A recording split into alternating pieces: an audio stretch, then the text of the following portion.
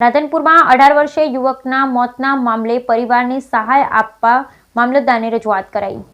રાધનપુરમાં 18 વર્ષીય યુવકના મોતના મામલે પરિવારે સહાય આપવા મામલતદારને રજૂઆત કરાઈ। રાધનપુરમાં 18 વર્ષીય યુવક કેનાલમાં પડી જતા મોતને ભેટ્યો। ગત તારીખ 14 માર્ચના રોજ રમેશભાઈ ઠાકોરનું મોત નીપજ્યું। ત્યારે આ મામલે ગરીબ પરિવારને સરકારના સહાય ફંડમાંથી સહાય આપવા પાટણ જિલ્લા મહિલા કોંગ્રેસ સમિતિના પ્રમુખ જયાબેન ઠાકોરે રાધનપુર મામલતદારને રજૂઆત કરી છે। સરકારના આકસ્મિક મૃત્યુ સહાય યોજનામાંથી પરિવારને મદદ કરવા બાબતે રાધનપુર મામલતદારને રજૂઆત। પાટણ જિલ્લાના રાધનપુર શહેર ખાતે ગત તારીખ 14/3/2025ના રોજ 18 વર્ષીય આશાસ્પદ યુવાન સ્વ રમેશભાઈ લાલજીભાઈનું આકસ્મિક મૃત્યુ થયેલ છે, જેમના ઘરમાં અગાઉ પણ આવી જ રીતે આકસ્મિક મૃત્યુ એમના પિતાશ્રીનું થયેલ હતું।